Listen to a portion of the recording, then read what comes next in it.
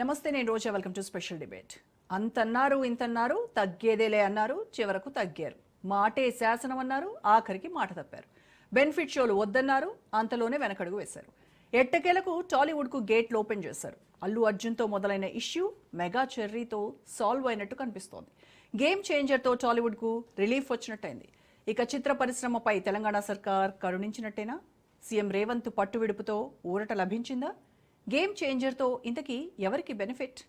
U turn పై ఇవాల్టి special debate. Cinema వేరు, రాజకీయం వేరు. సినిమాలపై రాజకీయాల జోక్యం ఉండొద్దు, రాజకీయాలపై సినిమాల జోక్యం ఉండొద్దు. అప్పుడే ఆల్ హ్యాపీస్. కానీ రాజకీయం సినిమా ఎదురెదురైతే పరిస్థితి ఏంటో చెప్పక్కర్లేదు. పుష్ప 2 సినిమా వేళ సంధ్యా థియేటర్ ఘటన టాలీవుడ్నే షేక్ చేసింది.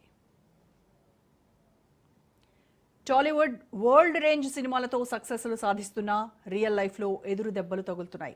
సంధ్యా థియేటర్ ఘటన తర్వాత బెనిఫిట్ షోస్కు ఎట్టి పరిస్థితుల్లోనూ అనుమతిచ్చేది లేదని సీఎం రేవంత్ రెడ్డి, సినిమాటోగ్రఫీ మంత్రి కోమటిరెడ్డి వెంకటరెడ్డి ప్రకటించారు. సినీ పరిశ్రమకు ఇబ్బంది అయినా తగ్గేది లేదని, సినీ పరిశ్రమ కంటే ప్రజల ప్రాణాలే ముఖ్యమని తేల్చి చెప్పారు.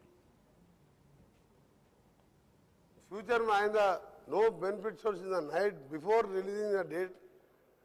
कोई बेनिफिट शोज नहीं देंगे, कोई नया रेट्स नहीं देंगे, इंडस्ट्री को प्रमोट के वास्ते कुछ फैसिलिटीज परमिशन देंगे, मगर ऐसा बेनिफिट जैसे कि पब्लिक को मराना, वो भी रेवती बोल के उसका हस्बैंड का लिवर डैमेज हो तो वो लिवर दे के हस्बैंड को बचा लिए. बेचारा वो रेवती हमारा सिस्टर जो मर गए, वो बच्चे अभी वेंटिलेटर में. मैं हॉस्पिटल वाला बोला कोई सिनेमा थिएटर वाला दे देगा, कुछ पेमेंट है तो मैं ही देऊंगा, मैं पर्सनल से देऊंगा, मगर ऐसा तो भी कोशिश करो बोल के वही बोलूँगी. मैं बोल दिया जो अकबरुद्दीन साहब उठा दिए, मैं उसको आपके तरफ से उसको बता दूँ. There no benefit shows without any permission. No actor will go to theatre. Telugu చిత్ర పరిశ్రమ అంతా దిగొచ్చింది. పుష్ప 2 బెనిఫిట్ షో, అల్లు అర్జున్ రాక, తొక్కిసలాటలో ప్రేక్షకురాలు మృతి అనంతరం Bunny arrest, release, CM Revanth serious, Allu counter, పోలీసుల యాక్షన్, టాలీవుడ్ టాక్స్, ఇలా అన్ని చకచకా జరిగిపోయాయి. అంతవరకు బానే ఉంది. సామాన్యుడు కూడా సర్కార్ నిర్ణయానికి జై కొట్టాడు. కానీ ఇప్పుడు ప్రభుత్వ నిర్ణయంపై సర్వత్రా విమర్శలు వెల్లువెత్తుతున్నాయి. అసెంబ్లీ సాక్షిగా చెప్పిందేంటి, చేస్తోందేంటనే ప్రశ్నలు వినిపిస్తున్నాయి. ఎవరికి బెనిఫిట్ లభించిందో చెప్పాలంటూ ప్రశ్నిస్తున్నాయి విపక్షాలు. తెలంగాణ హై డ్రామా ముఖ్యమంత్రి రేవంత్ రెడ్డి డ్రామా మరొకసారి బయటకు వచ్చింది. మొన్నే కదా అల్లు అర్జున్ సంధ్యా థియేటర్ దగ్గర రేవతి చనిపోవడం చాలా దుర్ఘటన, ఆయనే మర్డర్ చేయించాడని అలాంటి కేసులు ఒక హోమ్ మినిస్టర్ గా ముఖ్యమంత్రిగా పెట్టించి ఫోన్ కాల్లు చేయించి ఆయనే అరెస్ట్ చేయించాడని మనం న్యూస్ లో చూసాం. రాత్రంతా జైల్లో ఉంచాడు అని. మరి వెంటనే ఏమన్నాడు? ఒక ప్రాణం విలువెంత?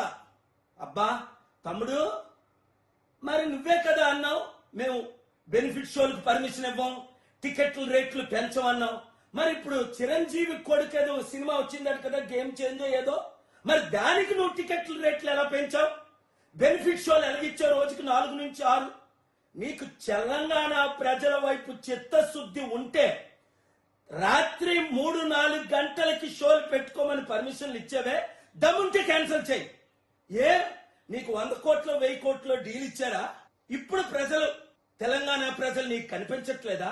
దిల్ రాజు అనే పేరు ఆయన నాకు తెలీదు, ఆయన మీ బంధువు అట, మిత్రుడు అట, వెంకట రమణారెడ్డి అట. అంటే ఒక రెడ్డి వచ్చి ఈ రెడ్డితో మాట్లాడితే మీరు డీల్స్ చేసుకుంటారా? తెలంగాణ ప్రజలారా, తెలుగు ప్రజలారా, చిత్తశుద్ధి ఉన్నవారంతా రేవంత్ రెడ్డి ముఖ్యమంత్రిగా ఉంటుండగానే తెలంగాణ సర్పంచులను చిత్తుగా కాంగ్రెస్ తరఫున పోటీ చేసిన వాళ్ళు ఓడిద్దాం. మన బీసీ, ఎస్సీ, ఎస్టీ, క్రిస్టియన్, ముస్లిం సత్తా ఈ రెడ్లకి చూపిద్దాం.